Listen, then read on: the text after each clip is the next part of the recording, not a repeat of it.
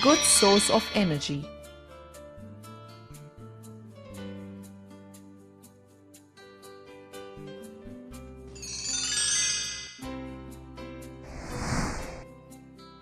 We, in our daily lives, use energy from various sources for doing work.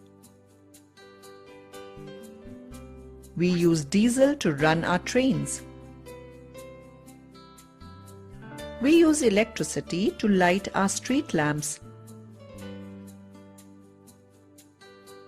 Or we use energy in our muscles to cycle to school. The muscular energy for carrying out physical work, electrical energy for running various appliances,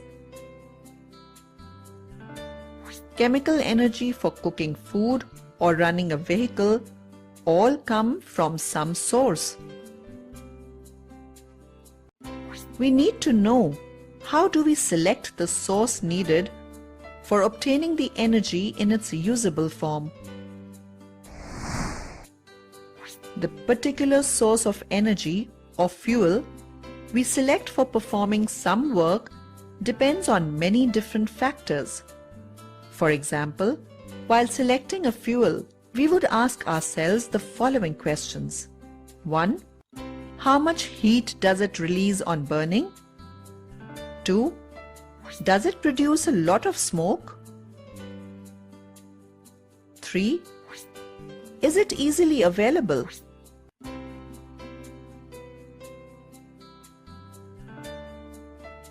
We could then say that a good source of energy would be one which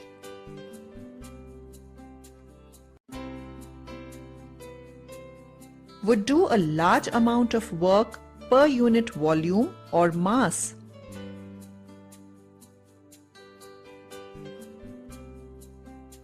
Be easily accessible. Be easy to store and transport.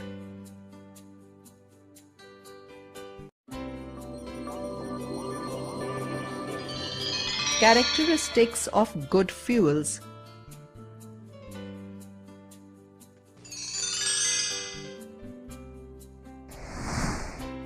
There is a variety of fuels used today. Choice of fuel depends on its application.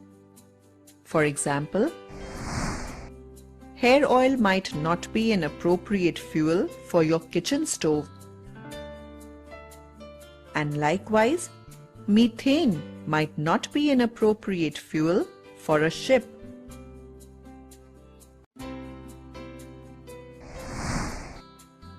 Characteristics of good fuels are able to utilize atmospheric oxygen as an oxidizer, easy to store and stable in storage. They should be easily controlled, cheap and easy to transport. Transportation can use existing infrastructure. Minimum amount of energy to produce. Low environmental toxicity in case of a spill. Can be used in conjunction with existing technologies.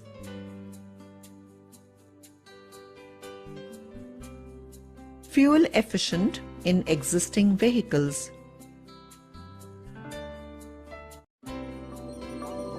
Topic: Sources of energy.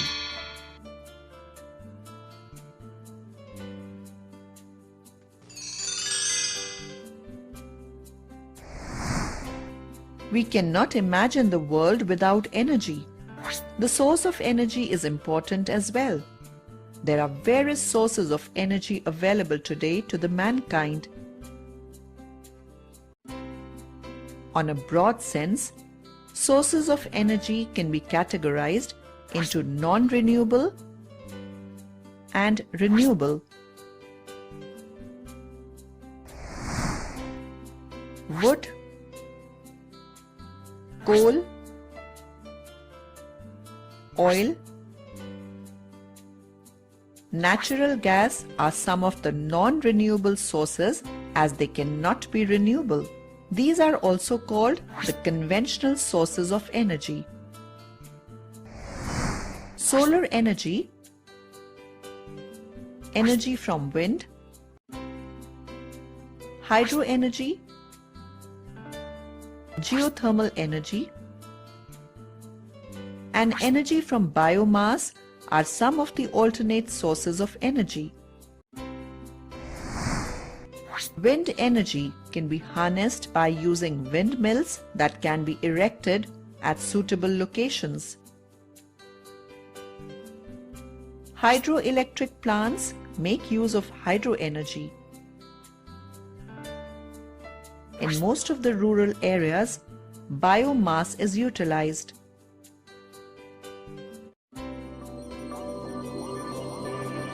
Alternative or non-conventional sources of energy.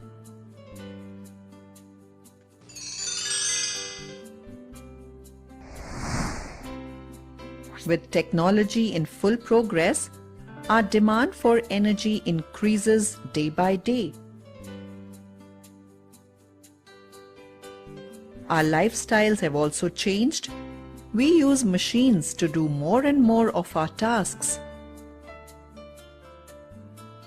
Our basic requirements are also increasing as industrialization has improved our living standards. As our demand of energy increases, we need to look for more and more sources of energy. We have developed the technology to use the available or known sources of energy more efficiently and also look to new sources of energy. Solar energy can also be used to meet our electricity requirements. Through solar photovoltaic SPF cells, solar radiation gets converted into DC electricity directly. This electricity can either be used as it is or can be stored in the battery.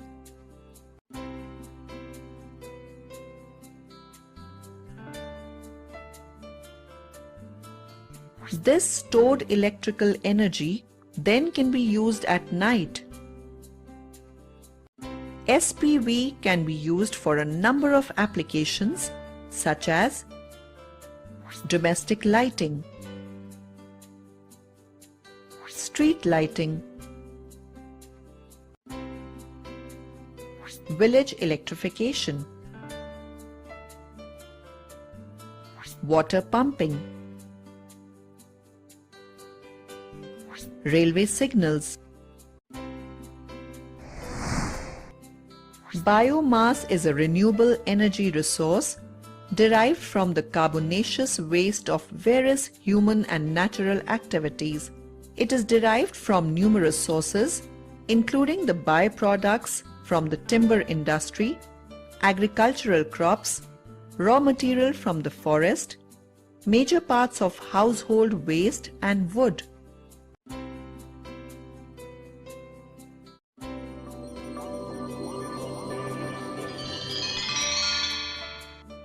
Solar panel.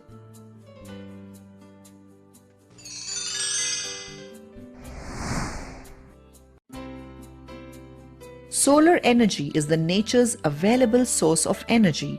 It is continuously provided by the sun. It is the most important non-conventional sources of energy. Therefore, it is one of the non-polluting energy and helps in lessen the greenhouse effect. There is a limitation with solar energy that it is available only for the time the sun is out. This limitation of using solar energy is overcome by using solar cells that convert solar energy into electricity. A typical cell develops a voltage of 0.5 N1V and can produce about 0.7 W of electricity when exposed to the sun. A large number of solar cells are combined in an arrangement called solar cell panel that can deliver enough electricity for practical use.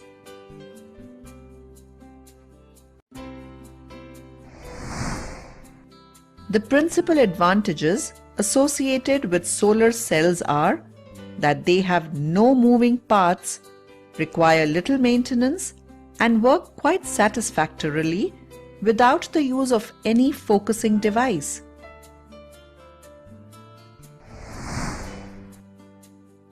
Another advantage is that they can be set up in remote and inaccessible hamlets or very sparsely inhabited areas in which laying of a power transmission line may be expensive and not commercially viable.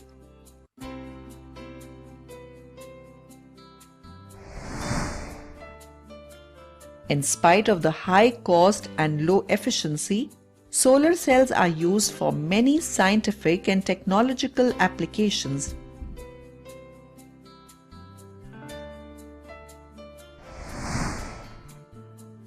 Artificial satellites and space probes like Mars orbiters use solar cells as the main source of energy.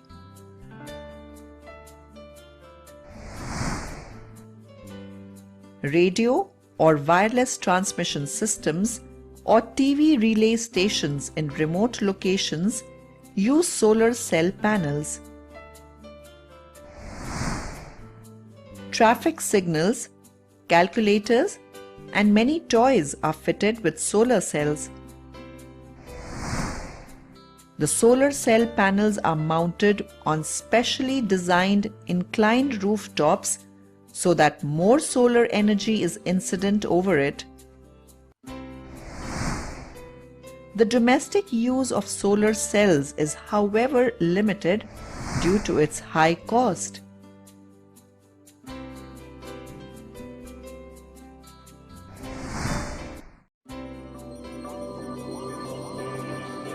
Energy from the sea.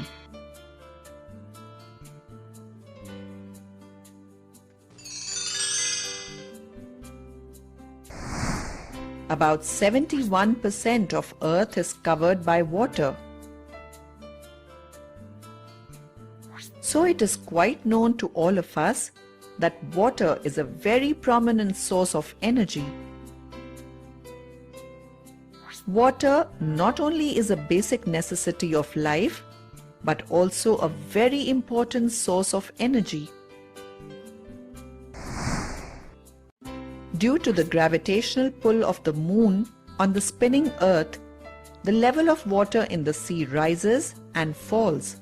If you live near the sea or even travel to some place near the sea, try and observe how the sea level changes during the day. This phenomenon is called high and low tides, and the difference in sea levels gives us tidal energy.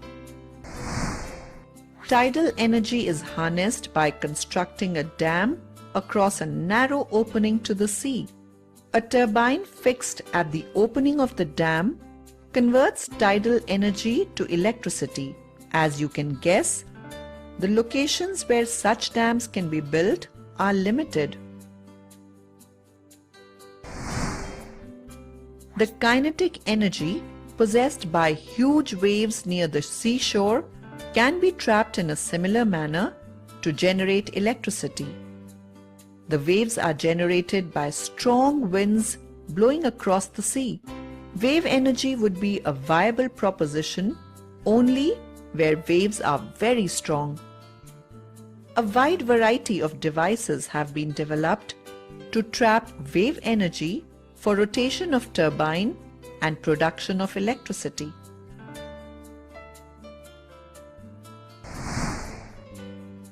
Due to geological changes, molten rocks formed in the deeper hot regions of Earth's crust are pushed upward and trapped in certain regions called hot spots. When underground water comes in contact with the hot spot, steam is generated. Sometimes, hot water from that region finds outlets at the surface. Such outlets are known as hot springs. The steam trapped in rocks is routed through a pipe to a turbine and used to generate electricity.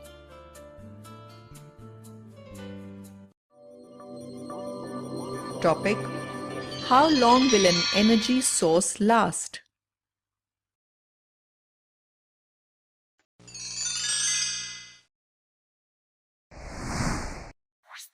We cannot depend on the fossil fuels for much longer.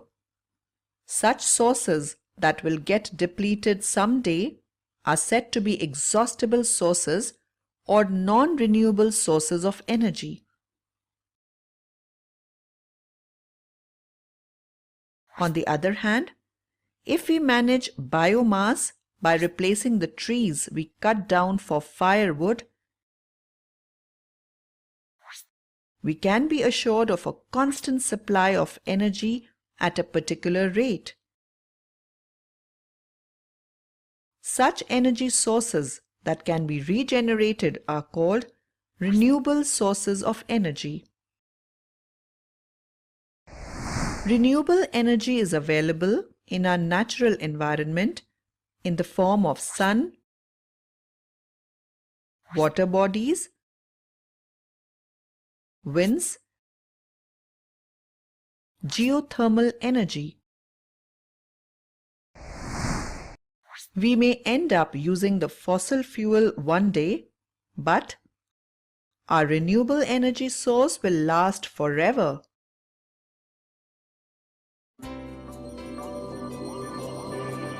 Conventional sources of energy.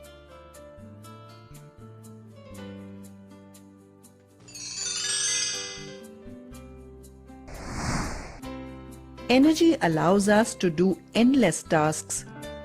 Whatever simple or hard work we do requires some energy. We, in our daily lives, use energy from various sources for doing work. We use diesel to run our trains. We use electricity to light our street lamp. The muscular energy for carrying out physical work, electrical energy for running various appliances, chemical energy for cooking food or running a vehicle all come from some source. From the start of human race, people have been looking for various modes to produce energy. In ancient times, wood was the most common source of heat energy. The exploitation of coal as a source of energy made the Industrial Revolution possible. The growing demand for energy was largely met by the fossil fuel, coal and petroleum. Large amount of fossil fuels are burnt every day in power stations to heat up water to produce steam, which further runs the turbine to generate electricity. In order to produce hydroelectricity, high-rise dams are constructed on the river to obstruct the flow of water and thereby collect water in larger reservoirs. The water level rises, and in this process, the kinetic energy of flowing water gets transformed into potential energy. The water from the high level in the dam is carried through pipes to the turbine at the bottom of the dam. The pressure of water runs the turbine, which in turn produces electricity.